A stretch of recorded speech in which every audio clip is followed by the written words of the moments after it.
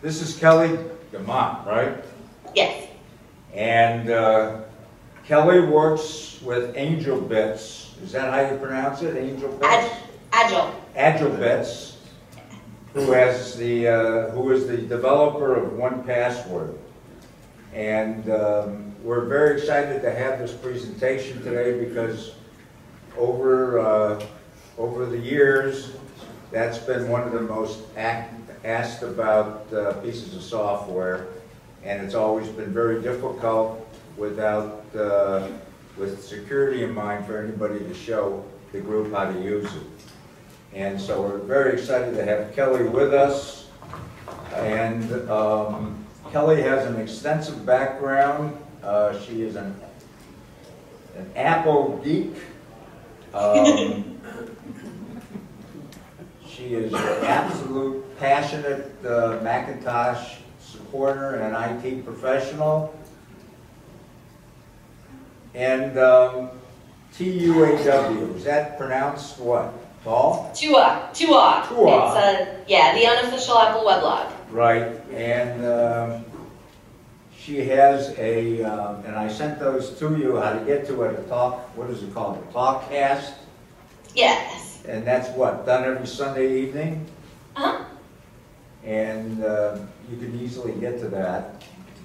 And she worked for Columbia Sportswear, Extenses, and Small Society, correct? Yes. Where'd you go to school? I went to school at Eastern Oregon University. Okay. It's in the wilderness, I promise. Okay. So she comes with a great, great, great background, and we're really thankful that you're with us. We spent a couple hours yesterday out of figure how we would connect because we were having some difficulty with messages and FaceTime and so forth. And we think this is the first time we're using Skype, and so I'm actually thrilled that we are because we have another speaker in about 3 weeks that has to use Skype. Is it okay with you if we ask questions during your presentation? Yes, please. That way I know nobody fell asleep, and I know that I'm covering what everybody wants to find out about. So I would much rather have you interrupt me during the actual talking. So. Turn it down? Okay. I've been asked to turn the volume down, so I'll turn it down. Let me know if that's not I might far back a little, enough. that'll help too.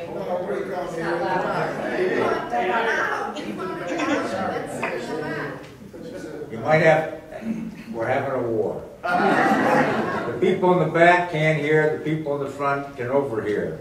So if the people in the front are having a problem, move to the back. Move to the back. The people in the back are having a problem, move to the front. You got it. So I think we've worked that problem. Jerry, it showed up. They found another one. Right. Okay. Well, actually, let me just talk for a minute and make sure that everybody can hear as much as they need to hear. Is it working okay for everybody now? Okay. Now, actually, Jerry came in and turned the lights up, so I'm going to be able to turn the computer around. Okay. So that you can see the group. All right. So I guess it doesn't make any difference which way it's turned, correct, Jerry? As long as you don't throw any functions like that. Okay. Well, she doesn't need to plug. She wants to see everybody. Here, hold on a second. Oh, cables.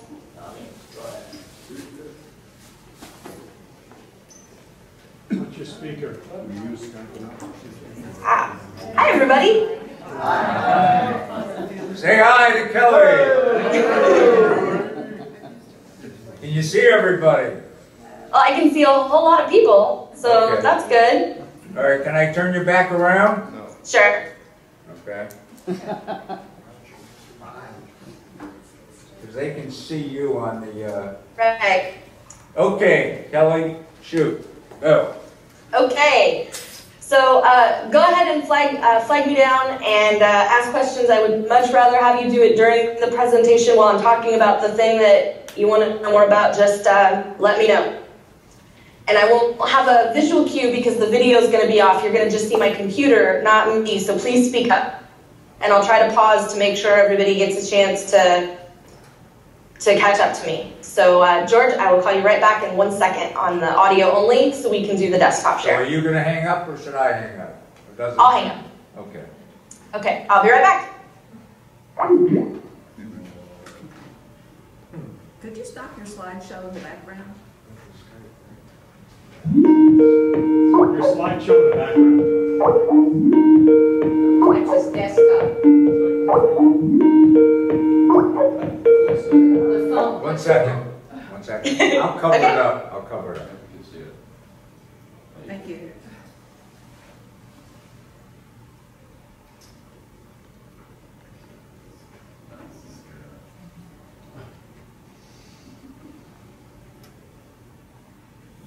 Okay. You got my screen up? Yep. Okay, so, hi everybody. I had to grab a notebook so that I can make sure that if I need to write something down, I can take a note and make sure we get back to it. So I'm going to show you a little bit about 1Password, and I'm going to start with some basic stuff, but I'm going to start with the presumption that you probably have it installed but just aren't really sure what to do with it, because we find that that's the case for a lot of people. So what I'm going to do is show you the basics of, if you have everything installed, how to actually run it. So I will just start at the beginning. This here is the main 1Password screen for the full application. And there's 2 pieces of it on your computer. Generally, you will have the application itself and you will have a browser extension. And we'll get to the browser extension in a minute. But this is what the normal window looks like. If you're going in to create logins by hand, or you want to create a data item that isn't necessarily a web login, this is where you'll do it. So down the left-hand side, you'll see that we have a few different things here. We have a vault, and the vault is basically where your data is stored. We store it in different types. We have logins, which is logging into web pages. We have accounts, where, excuse me, accounts is similar to what logins are, but they're not for the web. So an iTunes account is what would be in here, Wi-Fi networks that you don't regularly join, but you need to keep the information for. You'll notice all of these start with moms because I do a lot of tech support, so I have to make sure I have all my mom's information in here. I also have identities. And with identities, you can fill in as much or as little information as you want to. This is really good for adding a shipping address to an account, or when you have to fill in a bunch of information on a new website, you can fill it all in here. So here's a bunch of my information, and here's a slightly different profile I've set up for Tuwa, so that when I have to fill things out as press, I can do that with this information. Secure Notes is a place where you can put everything that you want to keep encrypted and safe and synced, but doesn't necessarily fit in any of these other categories. So this one here is cell phone information for my dad's cell phone, because that way when he has trouble with it, again, tech support, I know what to look up in order to help him out. Software will allow you to record everything for whatever version of software it is that you're using. I filled this one out with just something in each field so that you can see all the things that we can track. And then you'll notice if you look up here, there's a little icon next to each of the things that's in the list. And that icon is just the application icon, so it helps give you a little bit of a prompt as to what it is you're actually seeing. Wallet, which is probably the second most commonly used piece of 1Password right behind logins, is where your credit cards live. And my test one has apparently vanished, so there we go. It used to be right at the top of the list. So here's a test wallet item, and you can create any of these as a template within 1Password and show what your, and use any of these as far as tracking different kinds of memberships, or you can fill out your passport information. And what you'll notice from my little testing majigger here is that you can attach files to any of these items as well. So for example, if you were to fill out that passport entry, you could also take a picture of that front page of your passport and attach that here. And all this data gets stored as part of your 1Password database, which you can then sync across platforms and across devices. So if you have more than one Mac, you can sync across your Macs. If you have a mix of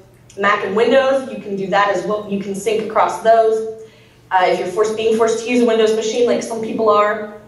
And you can also sync to iOS devices, which is your iPhone and your iPad. And if you have an Android device, we also have a Reader app that's free that you can use there. You can't modify any of your information, but you can at least access it. So is everybody still with me? Kelly, how do you attach a picture to that thing? Do you have to go out to preview, or what do you do? What you do, I can come out here and I can go, here's a web link, and I'm just going to drop it in here. Oh, okay. And then I get a little dialog box, and there it is. Please feel free to ask questions as we go along. Just raise your hand. Yeah. Right. Please do. So I just wanted to make sure everybody got all of that so far. That's just sort of the overview of what we've got. You can customize folders of information. You just create a new folder. It's very similar to iTunes, where it's sort of like having a playlist. And the nice thing about folders, we also offer tags. If you wanted to use tagging, you'll notice I've got approximately a jillion of them here. If you want to use tagging, you can, and then you can see everything that you've got with a particular tag. The nice thing about tags and folders is that you can use those to group together items that aren't all the same thing. So maybe you have a login for Adobe's forums or a login for another piece of Adobe's website that you use for something, or Creative Cloud. You can have an Adobe folder that takes all of your Adobe website logins and combines them with all the Adobe software registrations you have and put that all together in one folder. So if you ever need anything Adobe related, it's all right there. And tags are a similar thing. You can use tags also across items to see what all you have there. And as an example, here's a good example of where I've used the software category to actually track hardware. This is the information for my Kindle, which I got for my birthday last year. And what I did was tag it as hardware so that I know that it's not actually the app, the Kindle app. And here's the serial number for it. And here's everything that I need because it's licensed to me. Here's everything that I need if I ever need to maintain that, or if I ever need to call them and say something's wrong with it. Here's all the information that I have. I commonly use it to track hardware. Was somebody asking a question, or am I getting an echo? No question, Joe. Okay, so I commonly use the software piece of 1Password to track hardware. And the reason for that is because I track all the hardware in my house. I have a lot of hardware. Sitting on my desk right now, I have 3 laptops, I have 2 iPhones, an iPad, and for maintenance purposes, I keep my husband's iPad and all of his hardware profiles in there as well.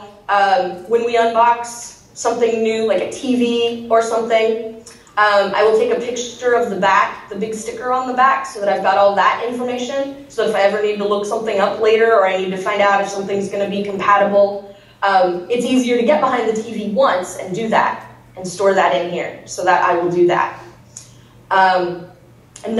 This is a tip that I like to give people that sort of helps make it part of your daily life to use 1Password, which for me, when I came to the conclusion that this was possible, made me very excited about actually using it. And that is, I have a tag, a specific tag for, where did it go? In purse. And I need to update it because something isn't tagging properly. But what I do is I used to have in person in wallet. I've done a lot of tag reformatting and stuff lately in my database, so I don't have all of it here. But anything that is physically in my wallet, I have every single piece of information off that card, most of it's cards, put into an entry in 1Password. A lot of it is in my wallet, but the things that I actually carry in my wallet or in my purse, I have all of that information in here. And then that way, including phone numbers and everything, if my wallet were to walk away, I have a list of exactly everything that's in my wallet, and I know exactly who I need to call, and I have every scrap of information off the card, so I can tell them, here's the card number, here's the code off the back. I called the right number because it's the one off the back. I even will go take the time to put in the international number just in case I happen to be somewhere else and have to call it. Still have that date, my phone, on my iPad, my computer. So even if somebody gets my purse, realistically they're probably only going to get my wallet and most one of my devices. So we'll still have access to all this information themselves. Everybody still with me? Yep. Tell me somebody has a question. How many items are in that wallet? In my wallet? Yeah. These things are in my wallet. This is the wallet category in the vault. I don't know if there's enough database for my wife's wallet. I guarantee you, because we have, I have seen databases of thousands of items. That would be hers.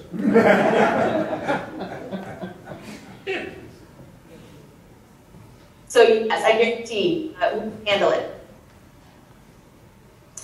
So everybody, let me start. Wait a minute, you're breaking up a little bit.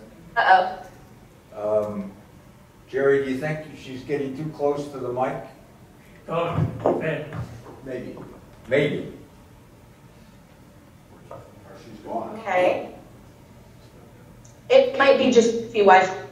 It started raining, maybe I don't have internet anymore. It's possible. Okay. Okay, is it coming back now? Yes.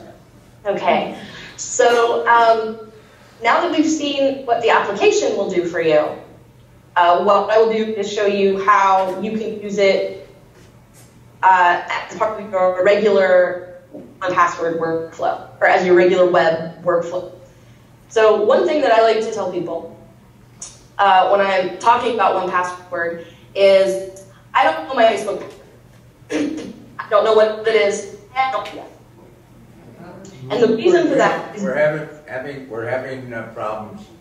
And I think you called me video. I have my video off, right? Yeah. Okay. So there we go. I will minimize you so we don't end up with wormhole. And so here's how you would use 1Password. This is where we were, leaving off. This is how you would use 1Password as part of your browser. So I'm using Safari. I'm not doing anything too special with it. What you do is click up here on the little key, which gets installed. It's just a browser extension like any other browser extension, but it connects back to the application so that it has access to all of those passwords over there. So you can take, for example, a web page, and it will click on it, and it will log you in automatically if it has that option. So this is a good example. It's a site called 8Tracks that I have a login for, so here it is. Now, the example I was giving you was Facebook. So I was telling you that I don't know my Facebook password, and I don't. Because what I do is to log in, I let 1Password generate a password for me. So I don't actually know what it is. I didn't choose one. I just let 1Password create it for me. And then I updated my password on Facebook to be this long, randomly selected bunch of letters and numbers. And that way it's much harder to crack because somebody can go, well, I know Kelly and I know her dad's middle name is this, and so I'm going to try that as her password and then get in. Or like if it was for my mom or my mother-in-law, you know, here's the grandkids' names. Here, you know, I'll try that first, and some combination of that will let me in. So a number of people get hacked this way. I don't want to have to, I'm sure you guys have already covered all of the reasons why things should be more secure. So I'm not going to worry about that too much. But the nice thing about letting 1Password generate all your passwords for you is that you don't have to remember all of them, you only have to remember one. So I've already unlocked mine with my master password, so when I click on it, now that I've got the Facebook page loaded, it shows that I have a login for Facebook. And since I'm already on the page, all I have to do is click on it, and it fills it all in for me and logs me in. So everybody got that? No, Do you have a question? I don't know how she actually puts in an account. How do you actually put in an account? Okay, well, if I went to a site that I didn't have in here, like say, I'm on wallet still, let's go to logins. So say, for example, I didn't have an 8-Tracks entry in here, but I do have an account. So my 8-Tracks entry is gone. If I went to 8-Tracks and try to sign in, that's me, so I'm signed out. So I go to log in, and I will put in my username and my password, and I log in. See how I got prompted? Would you like to save this login in 1Password? So the extension is doing this automatically. It says, hey, I see that you've entered a username and password, but I don't have that in my data file. Do you want to save it in your data file? And so I'm going to say save. George? And now the next time I go to 8-Tracks, it will be listed there. Okay, hold on a question, yes. Okay, supposing you do have, you haven't signed up dashboard yet, and you want to change the password. How do you do that? How do you change the password?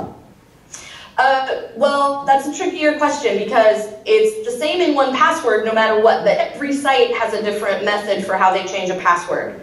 So like on here, for example, if I wanted to, I would have to go to my settings and find the place where it allows me to change my password. And then once I'm able to change it, like I can go to edit, I think. And then from here, I can choose to change my password and go through these steps and change my password. On Facebook, it's different. With iTunes, it's a different process to change your password. So everybody has a different password. However, if I come over here to 8-Tracks and hit edit, and now I'm editing my 8-Tracks entry, you'll see that I have a username here, and I have a password, and you'll see that over here I have generate. And this generate button will allow me to create a new random password with the strong password generator. And I can use that, and it will, and since I'm using the generate button, I'll just go ahead and update it. So here's the strong password generator. And I can choose what length I want it to be. I can go up to 50 characters. And I can change, do I want it to be pronounceable or with a bunch of dashes in it? Do I want to have numbers in it in order to be pronounceable? Do I want it to be completely random? This is a nice option we have for avoid ambiguous characters. If you don't want to have to worry about, is that a lowercase L or a number 1? Is that a 0 or a capital O? This is how you can sort that out. You can choose the number of digits, of numbers that show up in your password. It can be 0. You can have punctuation, a lot or a little. I tend to go with no punctuation, but I'll let like a few numbers in because personally, if I ever end up having to type it on my iPhone, then the symbols can get very tricky to try and maneuver if I did have to enter something by hand. And as long as your password is longer, longer is good. So instead of having to, particularly on an iPhone, where a lot of things won't let you type in landscape mode, so you're stuck with that tiny portrait keyboard and your thumbs, if that's what you're typing with, make sure that you're using a longer password. Because a longer password is secure the way a password with a bunch of letters and numbers and punctuation is secure, but it will be easier to type. So like your master password would be nice and long and be something that you do have to type on your phone occasionally, but if it's letters only, but it's a fairly lengthy password, it doesn't have to be 50 characters. You can get away with, I think 16 was what we decided was a reasonable number. We do have posts on our website about security and about how good ways to choose a master password. So those are good things to try. These are ways that you can get around having to type something very lengthy. So I personally don't put a ton of numbers in my generated passwords in case I ever have to go back here and type it in by hand. So you can tell. Do we have a question? How do you change your master password? How do you change your master password? Oh, okay, I can show you that. I will cancel this, but I just want to show you one last thing before I close this. The password creator is available in the web extension, so you can use it there as well. If you're in web page, you don't have to switch back to one password in order to do this. You can do it right in the browser. But the one you want to look at is the editor. Of course, I'm pointing like you can see me point. Kelly, slow up a little bit, please. You're breaking. You're beginning to break up again. Okay, I put in my Ethernet cable, so I don't know what's going on. Okay. What you want to watch is this bar that says strength. See how it's going down to good and weak? You want to make sure that you're at fantastic with your password, whatever your password is. Because I can type something in there too. So if I type this in, using my first name's terrible password. That's what it's telling me. That's good to know. So if I put in my full name, it's good. And then if I add more to it, then see longer, still no letters, still no numbers, and still no punctuation. But I have a good password. So you can also use this as your password. So changing your master password, there are a couple of things to think about it. Make sure you pick something secure, but make sure that you stick with it. You don't have to change your master password once a year or once a month. George? You don't have to do that. One second, Kelly. I'm going to play Steve Jobs. Would you please take your Wi-Fi off because there's too many, this is only supposed to be able to handle 10 devices. We're asking everybody to turn off their Wi-Fi. Okay. Where'd that come from? I don't know. Are you doing that? No, Yep. he wants to back up. He wants to back it up to time capsule, George. Oh no, I turned that off. But I was getting this, looked like somebody was trying to find it. Okay. Let's see if that helps. Okay. No, it keeps looking for the network. On, okay. Turn Wi-Fi on. Your Wi-Fi's still on. I have it. What? Okay, trust you with. All right, Kelly. Okay, so to change your master password, again, you don't have to, this isn't one that you have to change on a regular basis or anything like that. As long as you've picked something reasonably secure, then it's not going to be a problem if you use it for a very long time.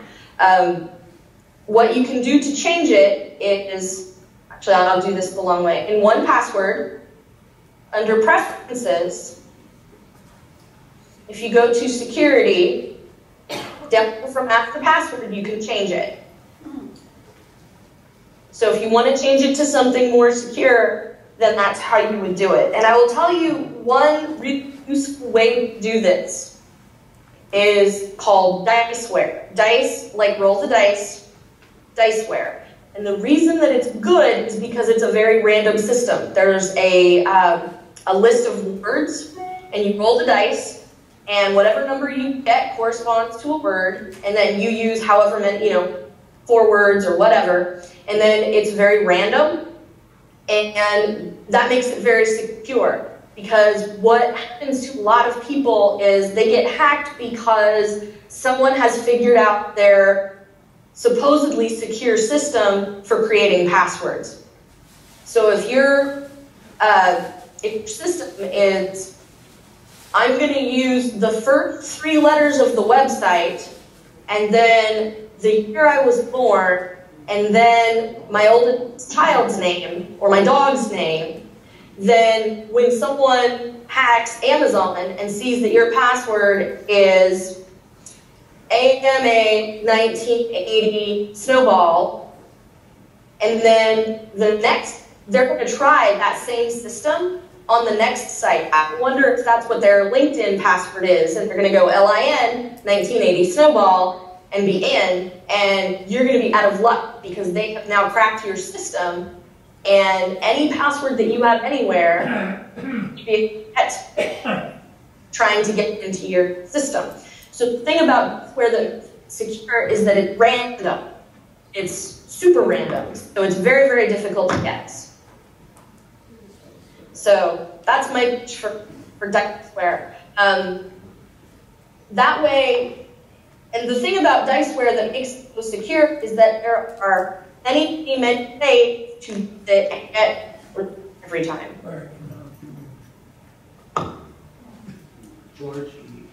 Everybody still with me? We have a question.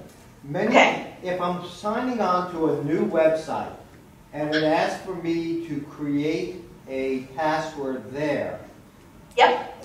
I don't remember whether it's on the Mac or the iPad, there's no place to generate at that point. Password asks me to save it afterwards, but I want 1Password to generate the password before we've actually created the site. Yes. On the Mac, you can, and I will show you that. On the iPad, in order to have it work, what you have to do is use the generator outside of it, because we don't have a way to build. We had to go about it backwards on iOS because Apple won't let anyone create a browser extension for mobile Safari. So on iOS, we build our own browser so that you can tap on a link and have it take you to the site and fill in your login information. But we don't have a way to give you the button while you're in the browser to give you that secure password generator. So it's out in the login area when you're looking at 1Password on iOS. Version 4 has this. The previous version didn't have the generator, but version 4 does have the generator. And what you do on Mac is I can go right up here to my button, and if I come down my little combination lock and click on it, there's a password. And here's all the same options I had before. I can choose the length, how many digits, how many symbols, I want things to repeat or not. And then once I've got that, I hit fill, it automatically pops it in that field, and then if I hit save, that will automatically be my new password.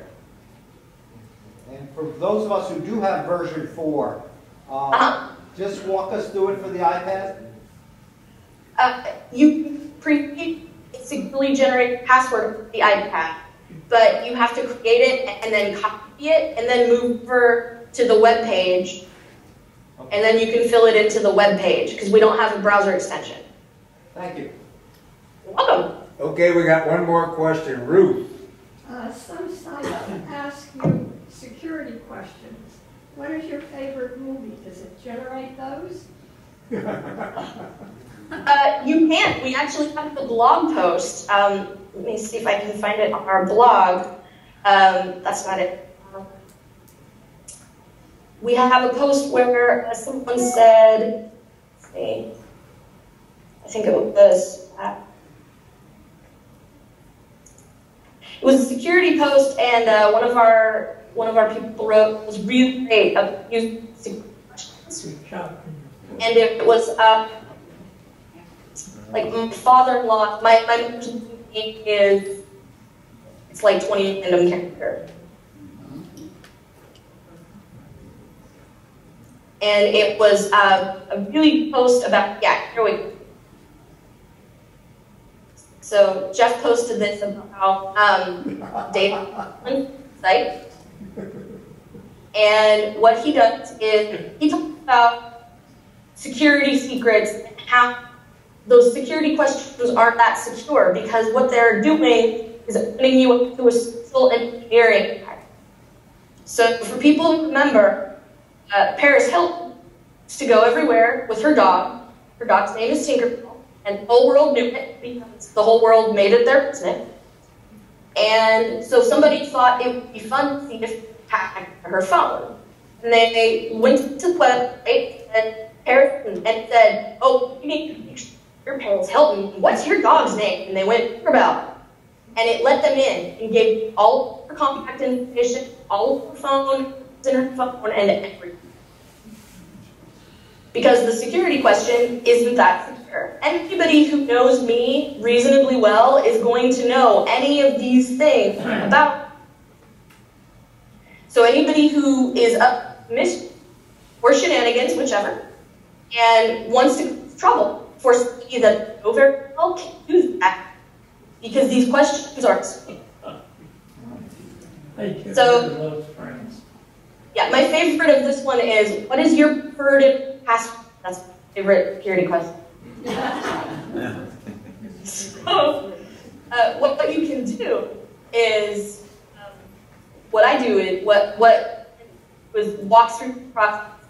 You can use the password generator and then create these security questions. What I also will do is then add them in notes, like this one does. Because every item, one password, if I edit this, you'll get the section, and I can type in here whatever I want, like the day I signed up, or like for our premium sites that are subscription sites, I will in there what the billing date is, if they're charging me on a month or a yearly basis.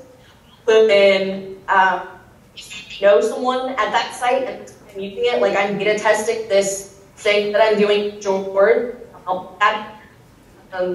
If I have a contact person at the site, if it's something that I know, or if I'm working something for somebody, maybe I'll prepare that call. If I have a problem getting into the site, this is the person I need to talk to. So the note section is good, and it's not just that. You can keep typing here as stuff as a type. And that note section will continue to expand for as much as you need. So for iTunes, the iTunes security questions aren't done on the web initially, they were done through iTunes. I had to record them separately as a secure note. But for other things that have security questions, I will put them in the note field on this, and I'll make sure that I get some to you guys, and I'll make sure that this link is one of the ones that I give you about Hey, Kelly?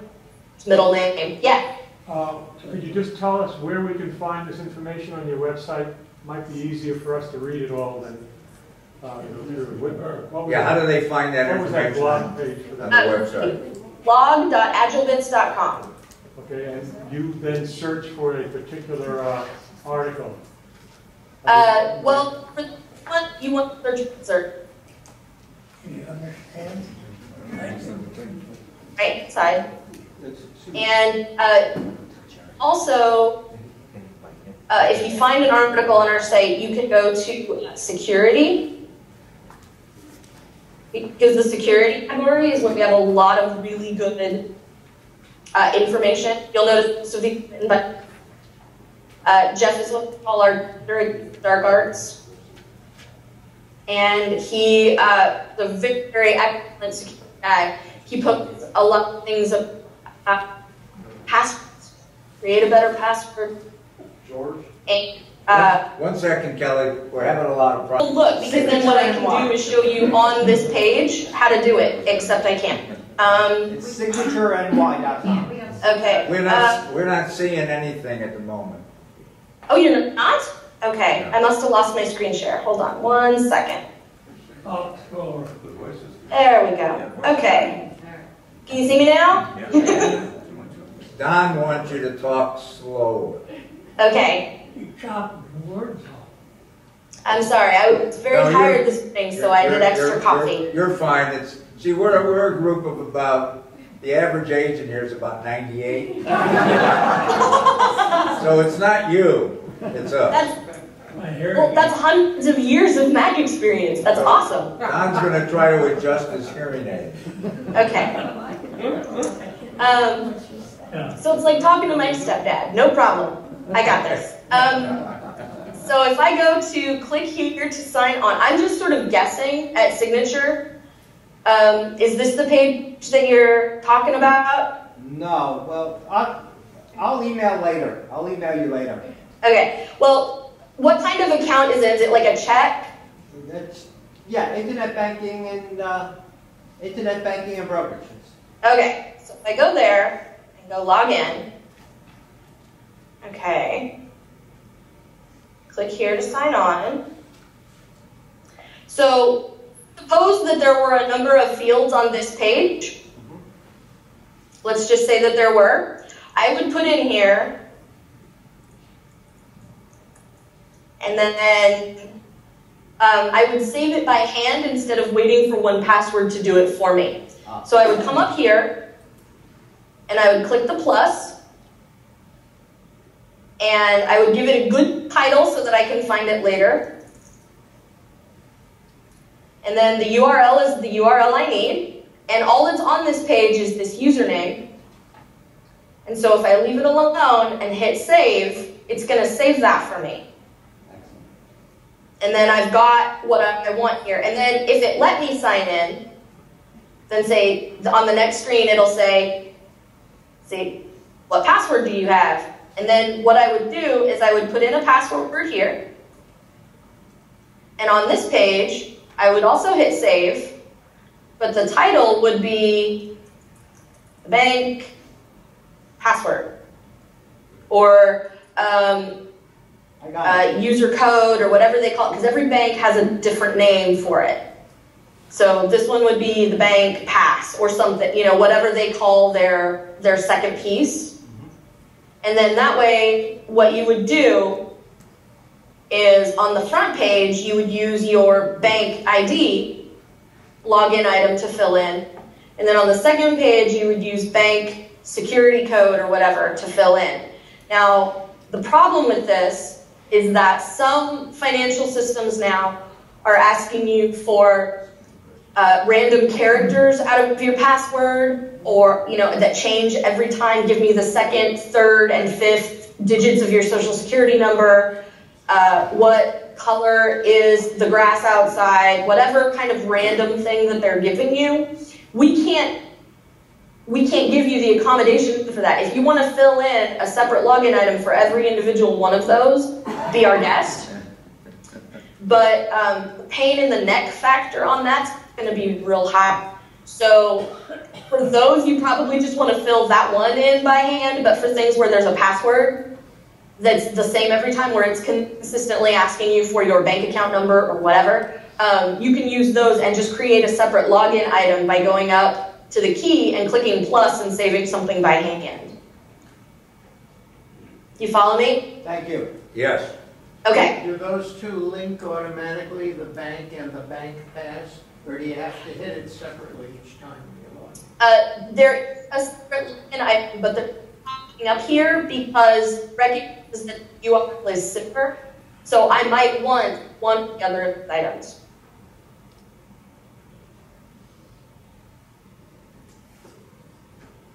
Okay. Makes sense. I hope so.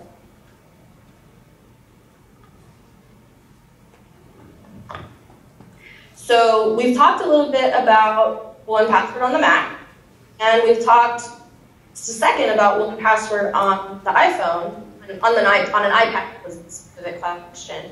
So if you use drop syncing, then you can using the data file, which is awesome. So repeat that, please. Wait, can you- Doctor, take a break and then talk again, it seems to work better. Can you repeat that one more time? You were breaking up. Okay. Syncing, you can sync your data file using Dropbox, which is a free service if you don't know about. You can use Dropbox, and if you put your data file in Dropbox, then your Mac, you have a PC, your PC can use all of your iOS devices, iPad, your iPhone, your iPod Touch, and all use the same data file, which is another convenience, because then you can have your secure passwords. You can also have them everywhere. And I know one thing a lot of people have said is, I am hesitant to use these long secure passwords because then I have to type them on that teeny weeny iPhone keyboard. And now you don't have to, because you don't have to remember all of them. You only have to remember one, your one password, master password, and still get into all of your stuff on whatever technology it is you have with you. You have a question? Yes, please. So are you recommending the purchase of the license for the portable devices and then using Dropbox to access it from your desktop computer, or am I going to need a license for all my portables and for my desktop computer? Yes and no. You must be a lawyer. Here's how it works is that for iOS, we have a universal app, so it's one purchase. And that one purchase gets you the app on all your iOS devices. And on desktop, if your purchase gives you access on all your Macs, if you buy the Mac version. If you buy the Windows version, it gives you access on all the Windows machines you use. Can you please repeat what you said about Mac? Or so. Yeah, on the Mac works the same as the OS. If you buy the Mac version, you can install it on all the Macs that you use, and they can all sync using Dropbox. We do offer a 30-day trial, and here's the part that I have to make sure everybody gets. We do offer a version of OnePassword for just the website. And we do offer this. Repeat that. I'll take a break. Okay. We do offer OnePassword service from our website, and we do offer a discount through our website if you are a MUG user. You should have seen that in the email that went out. However, we also offer OnePassword through the Mac Store, the Mac App Store. And if you buy the version in the Mac App Store, you will get a free upgrade version 4 when version 4 is released. We haven't made the decision about what happens to what the upgrade path is, how that's going to work if you buy it from our website. Well, what Kelly just said is if you buy the OnePassword for your Mac from the Mac App Store, which is going to be updated shortly, if you buy it today... I didn't say it will be updated shortly. We don't have a release date for version 4 yet. Okay, they don't have a release date, but as soon as 4 is released, that will be given to you for free. Yes. Okay. Question, George. That's what I'm talking about, the computer. I have Dropbox on my iPhone, on the iOS system, and I have OnePassword in my Dropbox. Okay. How do I use the password on my iPhone? Because I can't get... Did you hear that, Kelly? No, I'm part of it. Because I can't get any... Yeah, you got to speak up louder. I have Dropbox on the iPhone, so it's on the iPhone. Okay. And I have OnePassword, it's synced, but I can't seem to get anything to open up on OnePassword on the iPhone in order to get to the passwords. Okay. So how do you get the Dropbox to talk to the password? It's the data file. I opened the data file, there's nothing there. Okay, where did the data file come from? Did you create it on a Mac and then move it to Dropbox? I created it on the Mac and it opened up in Dropbox, right. Okay. This sounds like something that we would need to troubleshoot. So if you want to wait till we're done talking, I'm happy to help you once we're done with the talk. Okay, So there's like 4 more things I need to know in order to help you get to the bottom of it. George, Yes. question. If you buy from the Mac App Store, do you still get the 25% discount? No. No, Thank you. So you're trading off your 25% for the upgrade. yes. But it's a better deal to get the update. Right, because you'll get 2 versions for the price of 1. And you are giving us the 25%, but you're making it up on. On the upgrade. Right. Okay, we have a couple more questions. Yes, please. Go ahead, yeah. I bought 1Password from you guys. Okay. I've tried to communicate with you half a dozen times with questions. I can't get any answers from anybody on anything. What am I doing wrong? Did you hear the question? No.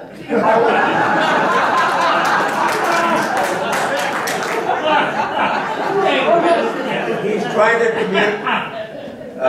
the member has tried to communicate with 1Password and many times and has never received an answer. How should he go about it so he does? Email support@agilebits.com. I did that. He did that. Was it from a .mac address? .me.com or a mac.com or iCloud.com? From a .mac account. .mac account. Okay. There was a stretch of time where we did have a bunch of problems where people with Apple accounts were trying to get in touch with us, and for some reason the mail wasn't getting delivered.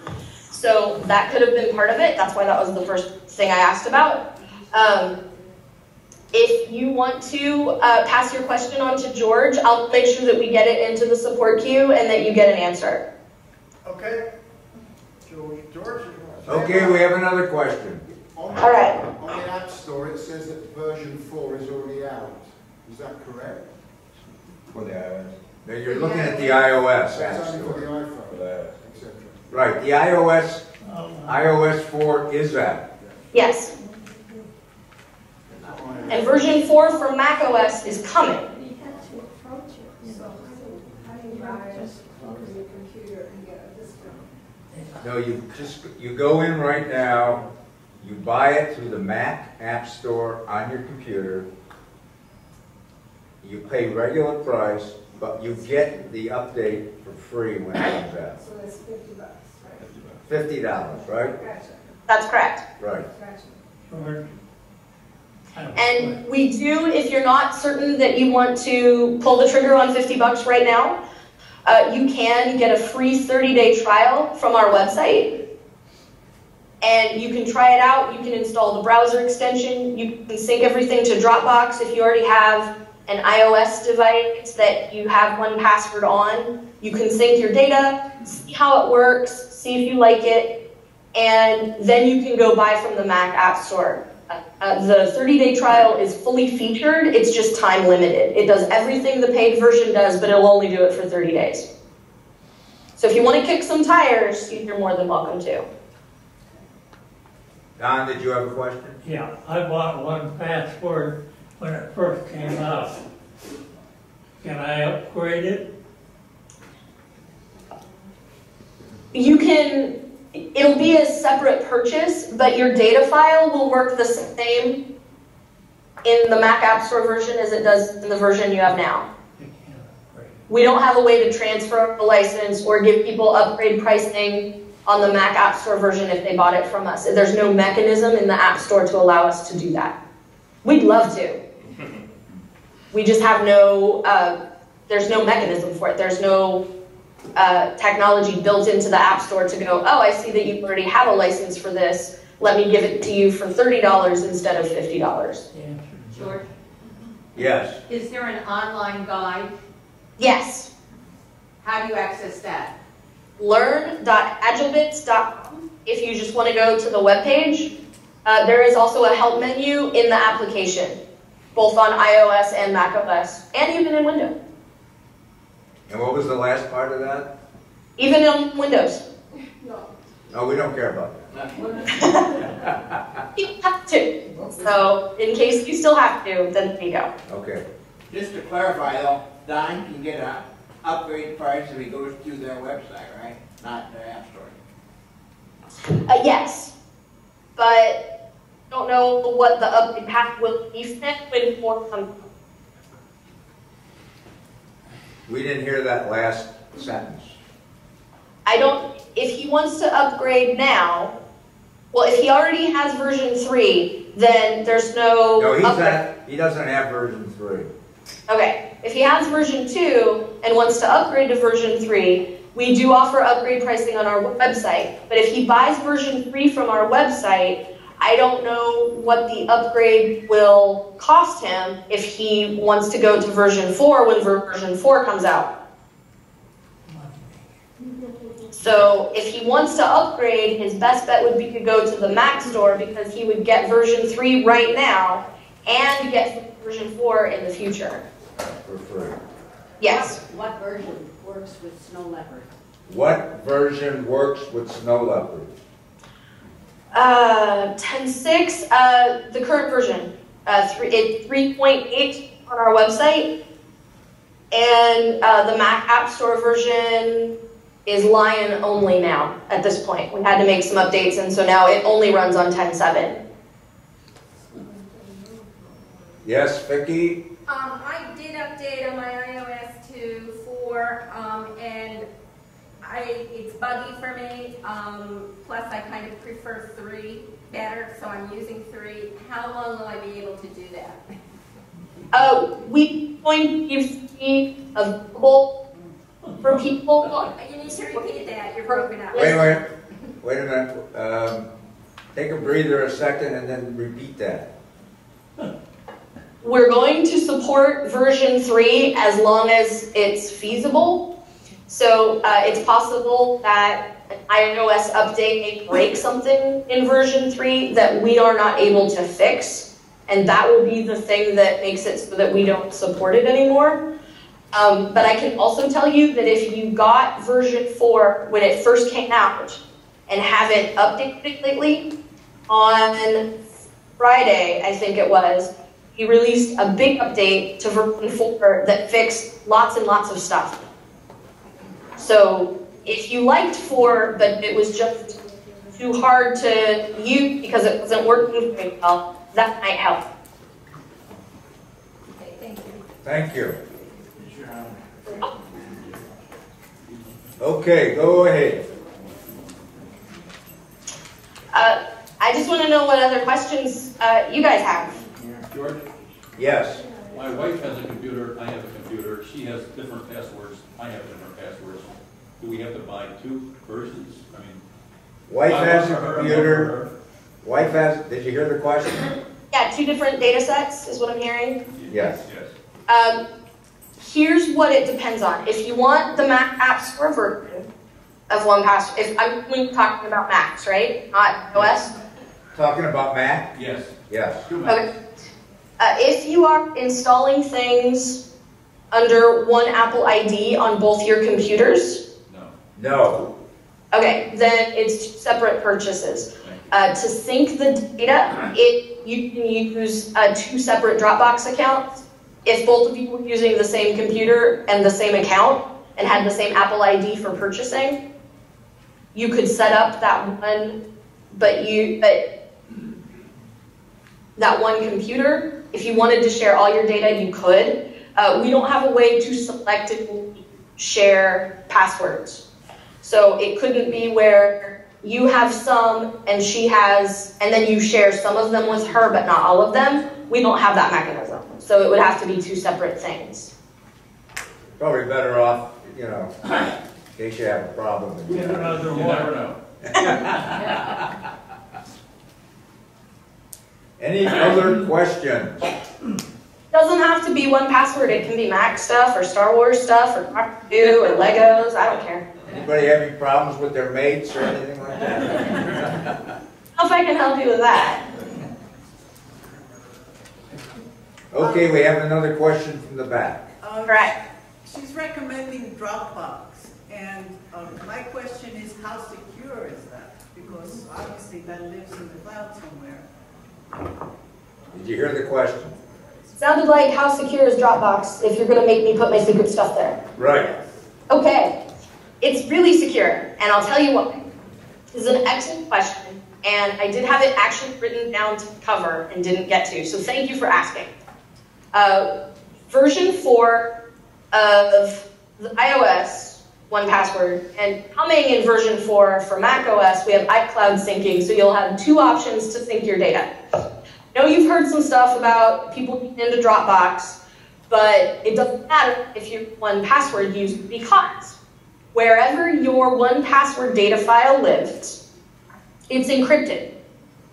So the thing that you really want to know is that even if somebody were to walk off with your computer and get into your Dropbox folder and open up your 1Password data file, all they're going to see is URLs, and in some cases, depending on the site, they may see your username. But your passwords and all your other data are all encrypted, regardless of where that file lives. If it only lives on your computer, that data file is encrypted. If you move it to Dropbox or eventually to iCloud, that data file is encrypted. Now, Dropbox is encrypted storage by itself. So we're adding an extra layer of encryption to that file. So even if somebody were able to break Dropbox encryption and get to your 1Password file, they would have a bunch of URLs and a bunch of gibberish. And they're not going to be able to crack that as long as you're using a reasonable master password like we talked about. As long as it's not all you can name order or something like that, then you should be in excellent shape. And the other thing I can tell you about this is that every single Agilebits person is using Dropbox to sync all of our stuff to all of our stuff. So if it wasn't good enough for us, it certainly wouldn't be good enough to recommend. And we keep a very close eye on every kind of security breach, on every kind of data leak, any kind of issue that we hear about with Dropbox. We always run that and actually do have methods with which contact them because we're a developer that uses Dropbox's API. We always have sort of a back channel to contact them and find out, how is this real? What do we need to be doing? Is there anything on our end that we're going to need to worry about? And there has never been a point where the problem has been something where we had to make a change on our end. Because, like I said, we're using an additional layer of encryption. So even if every Dropbox folder were suddenly to become public, then people still aren't going to be able to log to Facebook, for example. Vicki? Yeah, I'm just going to go back to my question about the 4 on iOS, and I did check and I did do the update. And it's still buggy. Would you suggest that I just delete the 4 from both my iOSs and then re-download it from the App Store?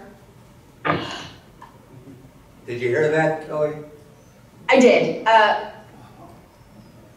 I will say, and I'm not saying this as an admin employee, I'm saying this as Kelly, I like version 4 so much better.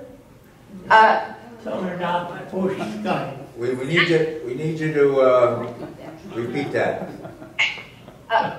Personally, not as an Agile employee, I like version 4 so much better that as an Agile employee, I would rather have help from us. We can help you get things on track with 4 because I really do think it's so much nicer. If you don't want to, and that's your decision, not the boss of you. If you want to go back to version 3, you absolutely can. No, that's not what She didn't want to go back to version 3. She just wanted to delete it and then download it. From the App Store. You can do that, but if the issue that you're having is a syncing issue, that's not going to change the problem that you're having. No, it's not a syncing. It's going between things. When I'm in one page, I can't get back to another. And that's just in the app. I'm not even talking about getting into a... Oh, okay. If you're all... Bless you. We lost you. Uh-oh.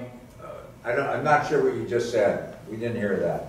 I said bless you. It sounded like 4 people sneezed at the same time. Oh, it's only you that sneezed. Hello, Internet. God Okay. bless you. Vicky? Yeah. You're on 4.1. Before you do anything, fully restart your device. Yeah. And then see if you still have a problem. And if you do, you can try reinstalling. Okay. I don't know, it used to be a lot of things, but a reboot fixes more things. This is general troubleshooting for everybody. Delete and reinstall doesn't fix as much stuff as it used to, where a reboot, I fixed more things than it used to, so that might be the first thing to try. I've done that. Okay. If you, I don't know what word they tried to get a hold of us and failed it. You want to pass your question to you in the queue and get taken care of yourself, no problem. We didn't get the last part. Get with George and get me the information and I'll make sure you get help. Okay, that's what you'll do. Okay. Do we have another question? Last question. Yes. I have 372 installed on my iPad and iPhone. I downloaded 4 and I did not automatically get the option to migrate the data.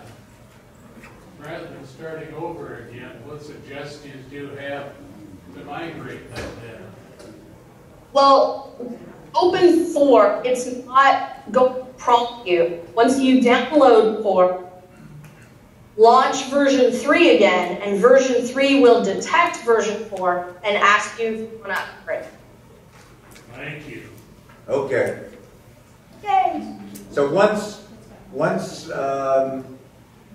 you do that, then you can go ahead and delete version 3? Yes, I always make sure to put the note on it. Make sure that version 4 is doing everything you need. Make sure you're not running into trouble like Vicky's having. And then if you want to go, if you want to delete version 3, it won't hurt anything. And I know when you delete an app, it says it's going to remove all the data. All it's doing is taking it from your phone. If we're syncing data, it's not going to affect your data. So like if you have all of your data in Dropbox, delete the version 3 application, it's not deleting that data from Dropbox. Okay.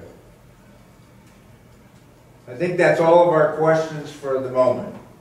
Okay.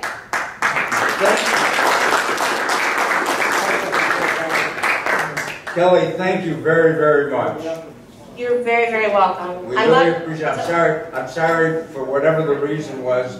We had some sound difficulty, but I think we've gotten 99% of it. Well, that's good.